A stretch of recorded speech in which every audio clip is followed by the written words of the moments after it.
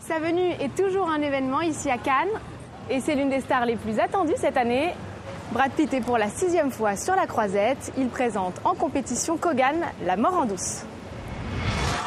Brad Pitt est un habitué de la montée des marches. L'année dernière, il foulait déjà le tapis rouge pour The Tree of Life de Terrence Malick, lauréat de la Palme d'Or. Il est aujourd'hui dirigé pour la 2e fois par Andrew Dominik. Le réalisateur australien l'a imaginé dans la peau d'un cynique tueur à gages. I like to kill him softly, from a distance. Not close enough for feelings. Don't like feelings. Don't want to think about them. La violence est un élément accepté du monde des gangsters. Le meurtre est une option quand on parle de crime. J'aurais beaucoup plus de mal à jouer un raciste, par exemple. Quelque chose comme ça. Ce serait beaucoup plus déstabilisant pour moi qu'un type qui tire dans la tête d'un autre. Mélange d'humour et d'ultra-violence, Kogan, La mort en douce n'est que le 3e film d'Andrew Dominik en 12 ans. Après Chopper et l'assassinat de Jesse James par le lâche Robert Ford, il a ajouté une dimension politique à son dernier film. J'ai toujours l'impression que les films de gangsters parlent de capitalisme. C'est le seul genre où c'est tout à fait acceptable pour les personnages d'être motivés par un désir d'argent uniquement. Alors la présence d'une star comme Brad Pitt suffit-elle à faire de Kogan, La mort en douce un bon film? Voyons ce qu'en pensent les critiques.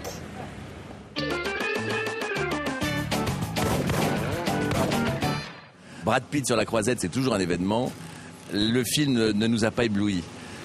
C'est une mise en parallèle entre le monde de la mafia, de petits truands, de petits règlements de compte, de règlements de dettes d'honneur et de jeu, avec la dette mondiale, avec la crise mondiale des banques.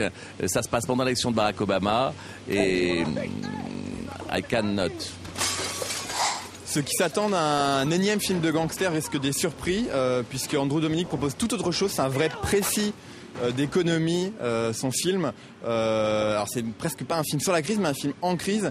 Il montre que la mafia, une entreprise ou un pays tout entier peut fonctionner de la même manière. C'est brillant, vraiment, et c'est assez paradoxal que ça soit produit par les moguls d'Hollywood, les frères Weinstein. Et puis heureusement, on trouve parmi la sélection officielle une ou deux comédies. Le film qui suit est l'un des rares devant lesquels on rit franchement. Ken Loach présente en compétition La part des anges. L'histoire de Robbie, ex-délinquant, alors qu'il va devenir père, il tente de changer de vie entre arnaque et dégustation de whisky. Who's got a sensitive nose?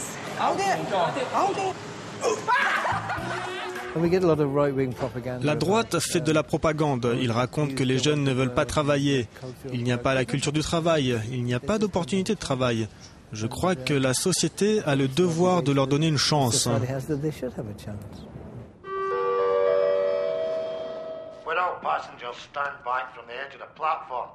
Et en effet, sous ces airs de comédie légère, La part des anges n'en est pas moins une chronique de la société britannique. Avec les mêmes personnages, on peut raconter soit une histoire tragique, soit une histoire comique. Mais cela ne change pas le fond.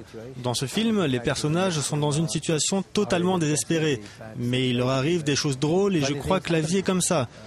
Quelle que soit la situation, il y a à la fois un potentiel tragique et un potentiel comique. Stand back! That's right, you heard me. Stand back! If you say so, pal. Oh shit! Déjà Palme d'Or en 2006 pour Le vent se lève, Ken Loach est plus connu pour son cinéma social et réaliste et il ne semble pas prêt de changer de sujet. C'est difficile de faire des films sur des gens que l'on n'apprécie pas vraiment. On a envie de faire des films sur des gens qui nous touchent. Pour être honnête, les gens riches qui ont une vie glamour, je ne les trouve pas de très bonne compagnie. Rencontre à présent avec un comédien révélé ici à Cannes, César du meilleur acteur. Il fait aujourd'hui partie des stars du cinéma français, Tahar Rahim.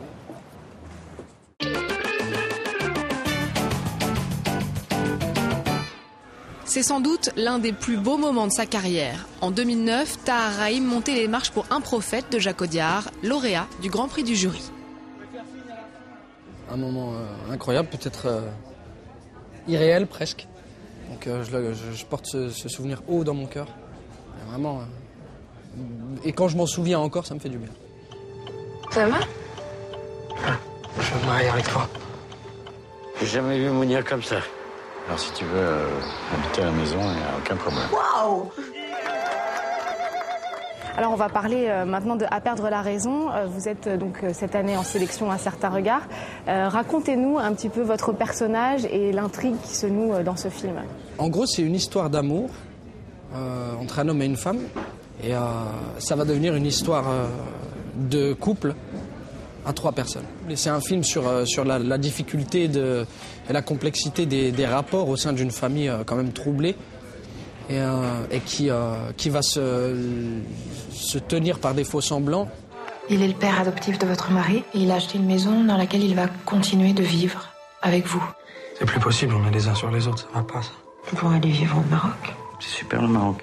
Ça va, tu comptes plus sur moi. Pour rien. On a le droit de vivre en famille quand même. Je peux pas lui faire ça. C'est toi le père de mes enfants, c'est avec toi que je veux vivre. Voilà maman. T'es pas si mal ici, non? On manque de rien.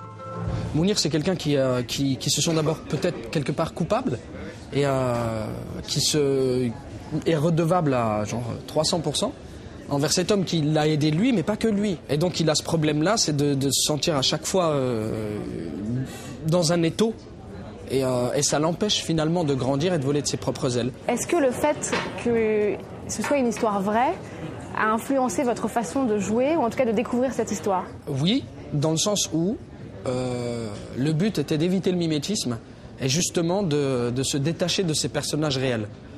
Ce que je veux dire par là, c'est que quand on voit le film, il aurait pu exister sans faits divers.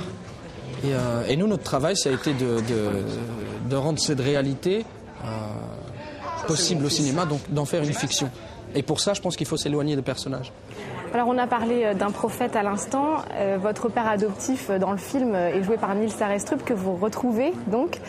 Parlez-nous de l'alchimie qu'il y a entre vous deux.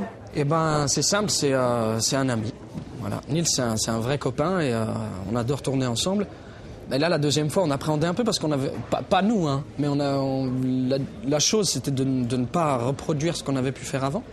Et du coup, justement, là, on a un réel rapport de père-fils là-dedans, avec toute la complexité que ça importe. Et voilà, mais c'est toujours un plaisir de jouer avec lui, vraiment. Je m'en rends compte à chaque fois et je grandis tout le temps en jouant face à lui. Et peut-être que cette année aussi, une nouvelle star sera découverte ici à Cannes. En tout cas, n'oubliez pas de nous retrouver chaque jour pour une nouvelle émission depuis la Croisette, ainsi que sur Facebook et Twitter. Je vous laisse sur quelques images des fêtes cannoises qui continuent. Merci à tous de nous avoir suivis.